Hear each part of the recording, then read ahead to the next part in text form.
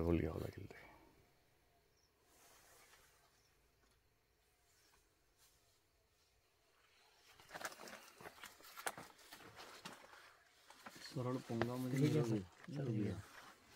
हा, ग्रीननेस खूप छान आहे. पोंगा पण सरळ आहे. भाऊ, आपलं नाव आणि पत्ता सांगा.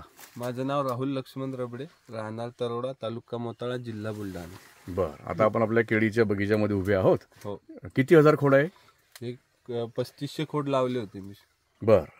आणि धन्वंतरीचं आपलं RPS 76 हो आणि बॅक्टोरिच हो हे 2 प्रोडक्ट तुम्ही इथं वापरले आहेत. हो हो. कसे वापरले आहेत? हे ड्रीपद्वारे वापरले. ड्रीपद्वारे. किती वेळा? एकदाच. एकदाच. केळीची लागवड कधीची आहे? 26-27 मार्च.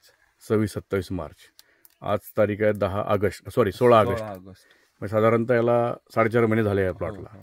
बर, मग आपलं प्रोडक्ट देऊन आता जवळपास 3 महिने झाले आहेत. हो, है ना? एप्रिल एंडिंगला म्हणजे जवळपास 3 महिने होऊन गेलेले आपलं प्रोडक्ट सोडून. मध्ये मे आणि जून मध्ये तुमच्याकडे काय पावसाची कमी आली होती का? म्हणजे पाणी कमी होतं विहिरीला? बर, मग किती घंटे मोटर चालायची इथं? एक तास. घंटाभरच मोटर चालायची. ड्रिपची व्यवस्था केलेली आहे, पण फक्त तासभर मोटर चालायची. म्हणजे पाण्यात ताण पडलाय उन्हाळ्यामध्ये. लई ताण पडला. मग त्या मनाने मात्र बगीचाची पोझिशन तुम्हाला कशी वाटते? खूप चांगली वाटते. पाण्याचा ताण पडून सुद्धा हो हो. ग्रीननेस चांगला आहे. चांगला. पानाचा रुंदपणा हो, तुमच्या समोरच. आणि 2 पानातलं अंतर पण चांगलं आहे. हो. तर आपलं जे बॅक्टोरिच आणि RPS 76 तुम्ही वापरला आहे 1 डोस, हो, याच्या रिझल्ट बद्दल तुम्हाला समाधान आहे? समाधान आहे. अच्छा, कारण पाण्याचा ताण केळीला म्हणजे केळीची पोझिशन बिघडते. हो.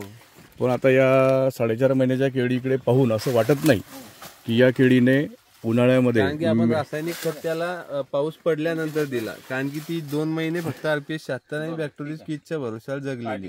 पाणी कमी असल्यामुळे रासायनिक खत द्यायची पोझिशनच नव्हती. पोझिशन 1 तासात काय देणार सर? वाचली नव्हती तर जास्त हे झाली असते. मग आजची मात्र कंडिशन बघून तुम्हाला समाधान आहे? हो सर. की आपल्या प्रोडक्टने तुम्हाला केळीला चांगला रिझल्ट दिला. पांढऱ्यामुळे संख्या चांगली वाढवली. जमीन पण भुसभुशीत आणि नरम झाली आहे. बुंदा पण चांगला पकलाय.